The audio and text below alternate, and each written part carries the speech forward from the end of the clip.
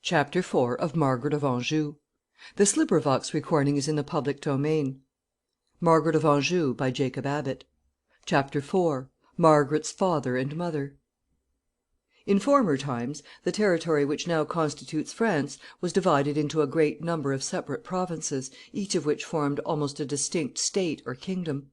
These several provinces were the possessions of lords, dukes, and barons, who ruled over them respectively, like so many petty kings, with almost absolute sway, though they all acknowledged a general allegiance to the kings of France or of England. The more northern provinces pertained to England; those in the interior and southern portions of the country were under the dominion of France. The great families who held these provinces as their possessions ruled over them in a very lordly manner. They regarded not only the territory itself which they held, but the right to govern the inhabitants of it as a species of property, which was subject, like any other estate, to descend from parent to child by hereditary right, to be conveyed to another owner by treaty or surrender, to be assigned to a bride as her marriage portion, or to be disposed of in any other way that the lordly proprietors might prefer. These great families took their names from the provinces over which they ruled. One of these provinces was Anjou. The father of Margaret, the subject of this history, was a celebrated personage named Rene, or Rene, commonly called King Rene. He was a younger son of the family which reigned over Anjou. It is from this circumstance that our heroine derives the name by which she is generally designated, Margaret of Anjou. The reason why her father was called King Rene will appear in the sequel. Another of the provinces of France above referred to was Lorraine. Lorraine was a large and beautiful and very valuable country, situated toward the eastern part of France. Anjou was considerably to the westward of it. The name of the Duke of Lorraine at this time was Charles. He had a daughter named Isabella. She was the heiress to all her father's possessions. She was a young lady of great beauty, of high spirit, of a very accomplished education, according to the ideas of those times. When Rene was about 14 years old, a match was arranged between him and Isabella, who was then only about 10. The marriage was celebrated with great parade, and the youthful pair went to reside at a palace called Pont a Mousson, in a grand castle which was given to Isabella by her father as a bridal gift at the time of her marriage. Here it was expected that they would live until the death of her father, when they were to come into possession of the whole province of Lorraine. In process of time, while living at this castle, Rene and Isabella had several children. Margaret was the fifth. She was born in 1429. Her birthday was March 23. The little infant was put under the charge of a family nurse named Theophanie. Theophanie was a long tried and very faithful domestic. She was successively the nurse to all of Isabella's children, and the family became so much attached to her that when she died Rene caused a beautiful monument to be raised to her memory.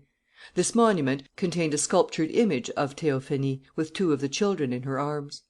Very soon after her birth, Margaret was baptized with great pomp in the cathedral in the town of Toul. A large number of relatives of high rank witnessed and took part in the ceremony. When at length Charles, Duke of Lorraine, Isabella's father, died, and the province should have descended to Isabella and Rene, there suddenly appeared another claimant, who thought, not that he had a better right to the province than Isabella, but that he had more power to seize and hold it than she, even with all the aid that her husband Rene could afford her. This claimant was Isabella's uncle, the younger brother of Duke Charles, who had just died. His name was Antoine de Vaudemont, or, as it would be expressed in English, Anthony of Vaudemont. This uncle, on the death of Isabella's father, determined to seize the duchy for himself, instead of allowing it to descend to Isabella, the proper heir, who, being but a woman, was looked upon with very little respect. "Lorraine," he said, "was too noble and valuable a fief to descend in the family on the spindle side." So he collected his adherents and retainers, organized an army, and took the field. Isabella, on the other hand, did all in her power to induce the people of the country to espouse her cause. Rene took the command of the forces which were raised in her behalf, and went forth to meet Antoine. Isabella herself, taking the children with her, went to the city of Nancy, which was then, as now, the chief city of Lorraine, and was consequently the safest place for her, intending to await there the result of the conflict. Little Margaret was at this time about 2 years old. The battle was fought at a place called Beugneville, and the fortune of war, as it would seem, turned in this case against the right, for René's party were entirely defeated, and he himself was wounded and taken prisoner. He fought like a lion, it is said, as long as he remained unharmed; but at last he received a desperate wound on his brow, and the blood from this wound ran down into his eyes and blinded him, so that he could do no more; and he was immediately seized by the men who had wounded him, and made prisoner.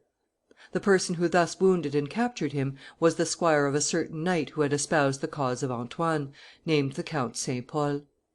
In the mean time Isabella had remained at Nancy with the children, in a state of the utmost suspense and anxiety, awaiting the result of a conflict on which depended the fate of every thing that was valuable and dear to her.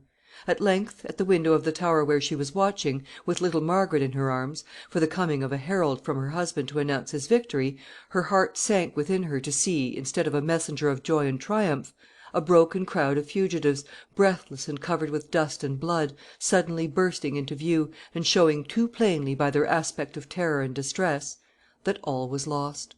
Isabella was overwhelmed with consternation at the sight. She clasped little Margaret closely in her arms, exclaiming in tones of indescribable agony, "My husband is killed! My husband is killed!" Her distress and anguish were somewhat calmed by the fugitives assuring her, when they arrived, that her husband was safe, though he had been wounded and taken prisoner. There was a great deal of sympathy felt for Isabella in her distress by all the people of Nancy. She was very young and very beautiful. Her children, and especially Margaret, were very beautiful too, and this greatly increased the compassion which the people were disposed to feel for her. Isabella's mother was strongly inclined to make new efforts to raise an army, in order to meet and fight Antoine again; but Isabella herself, who was now more concerned for the safety of her husband than for the recovery of her dominions, was disposed to pursue a conciliatory course. So she sent word to her uncle that she wished to see him, and entreated him to grant her an interview. Antoine acceded to her request, and at the interview Isabella begged her uncle to make peace with her, and to give her back her husband. Antoine said that it was out of his power to liberate Rene, for he had delivered him to the custody of the Duke of Burgundy, who had been his ally in the war, and the duke had conveyed him away to his castle at Dijon, and shut him up there, and that now he would probably not be willing to give him up without the payment of a ransom. He said, however, that he was willing to make a truce with Isabella for 6 months, to give time to see what arrangement could be made. This truce was agreed upon, and then, at length, after a long negotiation, terms of peace were concluded. Rene was to pay a large sum to the Duke of Burgundy for his ransom, and in the meantime, while he was procuring the money, he was to leave his 2 sons in the duke's hands as hostages, to be held by the duke as security. In respect to Lorraine, Antoine insisted, as another of the conditions of peace, that Isabella's oldest daughter, Yolante, then about 9 years old, should be betrothed to his son Frederic, so as to combine, in the next generation at least, the conflicting claims of the 2 parties to the possession of the territory; and in order to secure the fulfilment of this condition, Yolante was to be delivered immediately to the charge and custody of Antoine's wife, the mother of her future husband. Thus all of Isabella's children were taken away from her except Margaret; and even Margaret, though left for the present with her mother, did not escape being involved in the entanglements of the treaty. Antoine insisted that she, too, should be betrothed to one of his partisans; and, as if to make the case as painful and humiliating to Rene and Isabella as possible, the person chosen to be her future husband was the very Count St. Pol whose squire had cut down and captured Rene at the battle of Bunhieville. These conditions were very hard, but Isabella consented to them, as it was only by so doing that any hope seemed to be opened before her of obtaining the release of her husband. And even this hope, in the end, proved delusive. Rene found that, notwithstanding all his efforts, he could not obtain the money which the duke required for his ransom. Accordingly, in order to save his boys, whom he had delivered to the duke as hostages, he was obliged to return to Dijon and surrender himself again a prisoner. His parting with his wife and his children, before going a second time into a confinement to which they could now see no end, was heartrending. Even little Margaret, who was yet so very young, joined from sympathy in the general sorrow, and wept bitterly when her father went away. The duke confined his captive in an upper room in a high tower of the castle of Dijon, and kept him imprisoned there for several years. One of the boys was kept with him, but the other was set at liberty. All this time Margaret remained with her mother. She was a very beautiful and a very intelligent child, and was a great favorite with all who knew her. The interest which was awakened by her beauty and her other personal attractions was greatly increased by the general sympathy which was felt for the misfortunes of her father and the loneliness and distress of her mother. In the meantime, Rene, shut up in the tower at the castle of Dijon, made himself as contented as he could, and employed his time in various peaceful and ingenious occupations. Though he had fought well in the battle with Antoine, he was, in fact, not at all of a warlike disposition. He was very fond of music, and poetry, and painting; and he occupied his leisure, during his confinement, in executing beautiful miniatures and paintings upon glass, after the manner of those times. Some of these paintings remained in the window of a church in Dijon, where they were placed soon after Rene painted them, for several hundred years. It has already been stated that the name by which Margaret's father is commonly designated is King Rene. The origin of this royal title is now to be explained. He had an older brother, who became by inheritance, with Joanna his wife, King and Queen of the Two Sicilies, that is, of the kingdom consisting of the island of Sicily and the territory connected with Naples on the mainland. The brother, at the close of his life, designated Rene as his heir. This happened in the year 1436, while Rene was still in captivity in the castle of Dijon. He could, of course, do nothing himself to assert his claims to this new inheritance, but Isabella immediately assumed the title of Queen of the Two Sicilies for herself, and began at once to make preparation for proceeding to Italy and taking possession of the kingdom. While maturing her plans, she took up her residence for a time at the Château of Tarascon, on the banks of the Rhone, with the two children who remained under her care, namely, her son Louis and Margaret. Her other son was at Dijon with his father, and the other daughter, Yolante, had been given up, as has already been said, to the custody of the wife of Antoine, with a view of being married, as soon as she was old enough, to Antoine's son. The children attracted great attention at Tarascon. Their mother, Isabella, was by birth a lady of very high rank, her family being intimately connected with the royal family of France. She was now, too, by title at least, herself a queen. The children were very intelligent and beautiful, and the misfortunes and cruel captivity of their father and brother were known and talked of in all the country around. So the peasants and their families crowded around the château to see the children. They brought them wreaths of flowers and other votive offerings.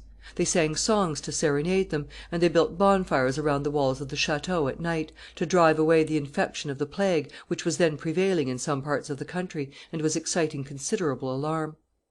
The people of the country believed that this plague was produced by magic and witchcraft, and there were some poor old women, who came with the other peasants to the walls of the Château of Tarascon to see the children, who were believed to be witches. Afterward the plague broke out at Tarascon, and Margaret's mother was obliged to go away, taking the children with her. The poor women were, however, seized and burned at the stake, it being universally believed that it was they who had caused the plague. Isabella's arrangements were now so far matured that she went at once into Italy with the children, and took up her abode there in the town of Capua. Rene still remained in captivity, but Isabella caused him to be proclaimed King of the Two Sicilies with great pomp and parade. At the time of this ceremony, the two children, Margaret and her brother, were seated beside their mother in a grand state carriage, which was lined with velvet and embroidered with gold, and in this way they were conveyed through the streets of the city. After a time Rene was liberated from his confinement and restored to his family, but he did not long enjoy this apparent return of prosperity. His claim to the kingdom of Naples was disputed, and after a conflict he was expelled from the country.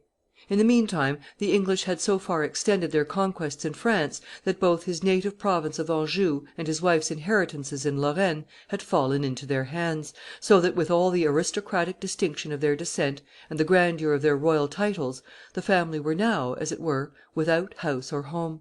They returned to France, and Isabella, with the children, found refuge from time to time with one and another of the great families to which she was related, while Rene led a wandering life, being reduced often to a state of great destitution.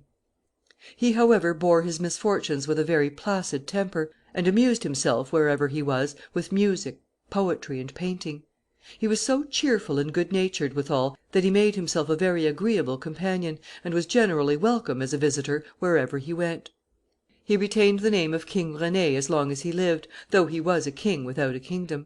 At one time he was reduced, it is said, to such straits that to warm himself he used to walk to and fro in the streets of Marseilles, on the sunny side of the buildings, which circumstance gave rise to a proverb long known and often quoted in those parts, which designated the act of going out into the sun to escape from the cold as warming one's self at King Rene's fireside. Such was the family from which Margaret of Anjou sprang. Chapter V.